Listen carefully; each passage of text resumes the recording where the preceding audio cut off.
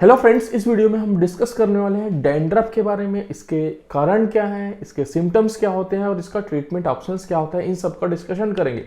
तो वैसे तो डैंड्रफ आप सभी को पता होता है कि ये क्या होता है, कि जैसे कि यहाँ पर आप देख रहे हैं अपने स्क्रीन पर, तो ये डैंड्रफ होता है। इसको हिंदी में हम लोग रूसी बोलते हैं। बेसिकली ये जो हमारा स्किन होता है, क्या बोलते हैं, हमारा जो हेड का स्किन होता है, उसका ऊपर का जो लेयर होता है, डेड सेल्स होते हैं या फिर डेड टिश्यूज होते हैं, वो फ्लैक्स के फॉर्म में निकलते हैं। इसको हम लोग डैंड्रफ बोलते हैं। इसका जो कलर है वाइट हो सकता है, येलोइश कलर हो सकता है, या फिर कई बार रेडिश कलर भी हो सकता है। और कई बार ये इची भी होता है, मतलब ये ऐसे खुजली करता है, मतलब खुजाने का मन करता है। अदरवाइज वो हमारे जो स्किन है हेड की, उसको इरिटेट करता है। तो जब भी किसी को डैंड्रफ होता है तो उसके सिर में ऐसे इस तरीके से फ्लैक्स वगैरह दिखने लगते हैं, जो काफ़ी खराब दिखता है। मतलब एक कॉन्फिडेंस को लूज कर देता है, उसका लुक खराब हो जाता है। और साथ में जो फ्लैक्स हैं झड़ करके नीचे इधर पर शोल्डर वगैरह में भी आ जाते हैं, तो यहाँ पर कपड़े में भी दिखने लगते हैं। तो अल्टीमेटली जो डैंड्रफ है किसी को भी अच्छा नहीं लगता, ऑब्वियसली ये किसको अच्छा लगेगा। अब जब यही डैंड्रफ जो क्रोनिक फॉर्म में चला जाता है, तो इसी का जो एडवांस्ड वर्जन है वो है सेबोरिक डर्मेटाइटिस। तो यहाँ पर आप देख रहे हैं कि ये सेबोरिक डर्मेटाइटिस है।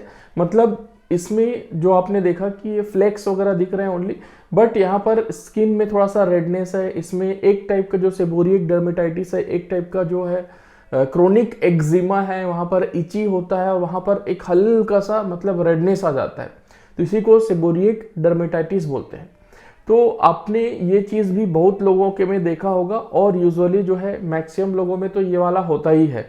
डैंड्रफ जिंदगी में आपको कभी ना कभी हुआ होगा, और ये जनरली हमारे सिर पे होता है, और कई बार जहाँ पर भी बाल होते हैं, यहाँ पर हो या फिर मूंछों वगैरह में भी कई बार हो जाता है, कई बार लोगों के दाढ़ी में हो जाता है।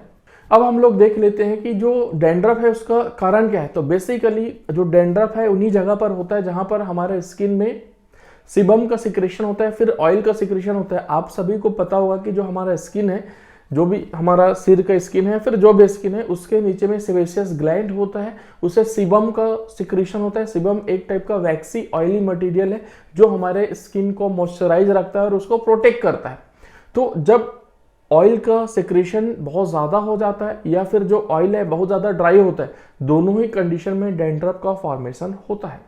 अब यहाँ पर डैंड्रफ का फर्स्ट कॉज का डिस्कशन करेंगे, दैट इज सेबोरिक डर्मेटाइटिस। तो बेसिकली क्या होता है, एक ईस्ट होता है जिसका नाम होता है मेलेसेजिया ग्लोबोस, जो हमारे स्किन में होता है। और जब भी इसको मौका मिलता है, बेसिकली जो हमारा सर है वो गंदा रहता है, वहाँ पर जो सीबम का सिक्रेशन ज़्यादा होता है, ऑयली स्किन होता है, तो उस जगह पर जा करके फिर ये अपना ग्रोथ करने लगता है।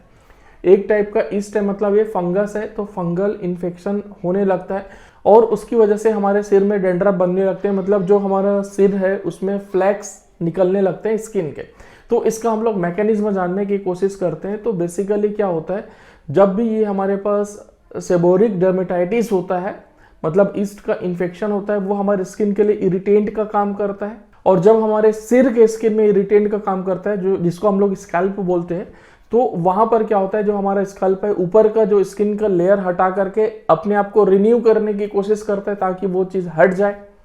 तो जब वो रिन्यू करता है तो ऊपर का स्किन का लेयर है, जो डेड स्किन है, वो निकलता है फ्लेक्स के फॉर्म में। और ये जो रिन्यूअल प्रोसेस है ऑटोमेटिकली भी होता है। मतलब ये सेबोरिक डर्मेटाइटिस नहीं होगा तब भी होता है, लेकिन वो चीज होने में 3 से 4 हफ्ते लगेंगे। लेकिन जब ये चीज हो जाएगा तो आपका जो स्किन है वो क्या होगा, 2 से 7 दिन में ही वो आपको रिन्यू करने लगेगा।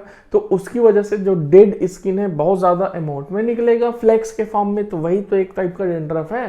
तो डैंड्रफ फॉर्मेशन का यही मैकेनिज्म है। बेसिकली डैंड्रफ क्या है या फिर रूसी क्या है, आपका जो स्काल्प है उसी का ऊपर का जो लेयर है स्किन का, वही तो निकल रहा है, वो ज्यादा अमाउंट में निकल रहा है, तो आपको वो दिखने लगता है। इसमें जो सेकंड कॉज है दैट इज कॉन्टेक्ट डर्मेटाइटिस। इसमें कोई एलर्गन या फिर इरिटेंट हमारे स्किन में कांटेक्ट करता है, तो सिमिलर मैकेनिज्म से इसमें भी फ्लैक्स का फॉर्मेशन होता है, मतलब डैंड्रफ का फॉर्मेशन होता है। ये यूजुअली इची और पेनफुल होता है। इसमें थर्ड कारण देखेंगे दैट इज ड्राई स्किन।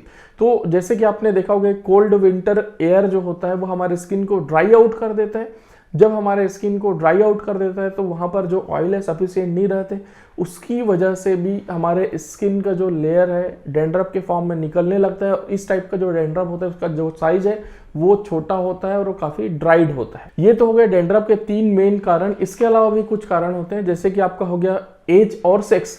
तो जो एज है ये यूजुअली जब बच्चों को पुबर्टी आता है, मतलब एडल्ट होने का प्रोसेस स्टार्ट होता है, उस समय ये जो डैंड्रफ है वो काफ़ी हद तक बढ़ जाता है और ये पीक होता है 20 ईयर्स के एज में।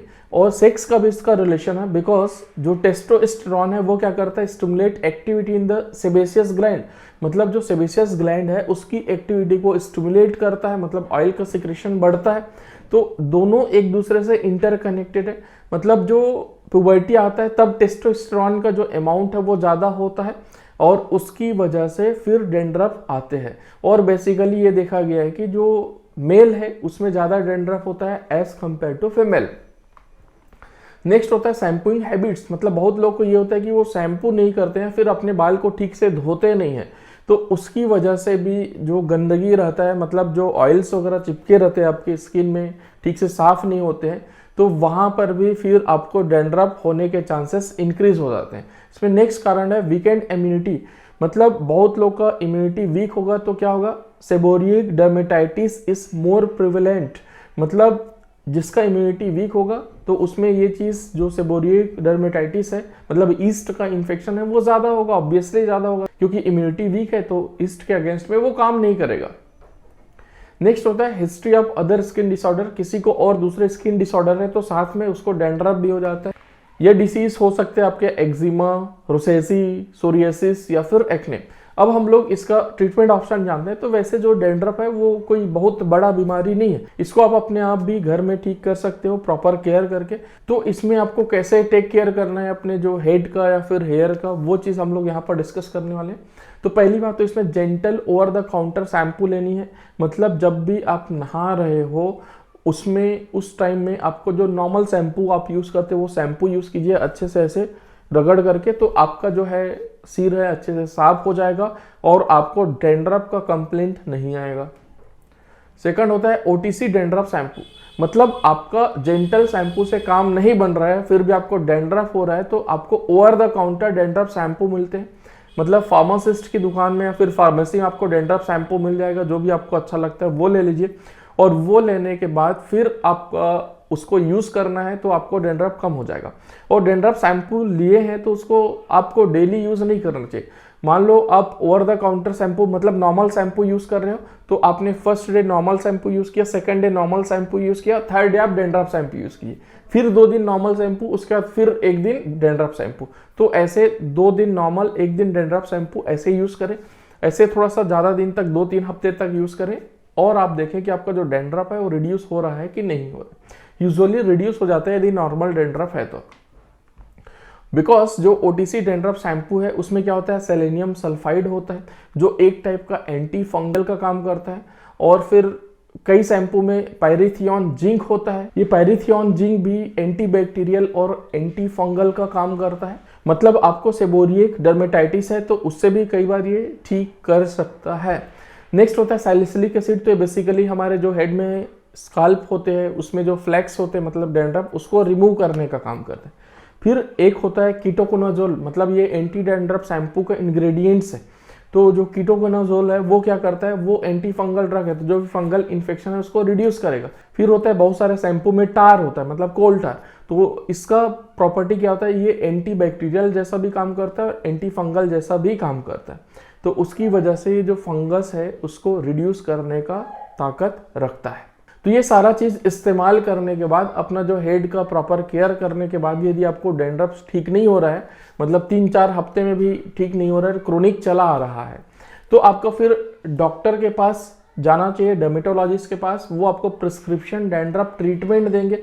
उसमें बेसिकली आपको दिया जाता है स्ट्रॉन्ग एंटी फंगल शैम्पू, मतलब उसमें जो एंटी फंगल ड्रग होगा जैसे कीटोकोनाजोल या जो भी चीज़ होगा उसका जो डोज होगा वो हायर होगा, क्योंकि डॉक्टर को ठीक से समझ में आएगा ना कि एक्चुअली में प्रॉब्लम आपको कितना है, या फिर आपको सेबोरिक डर्मेटाइटिस है तो उसका ट्रीटमेंट करेंगे।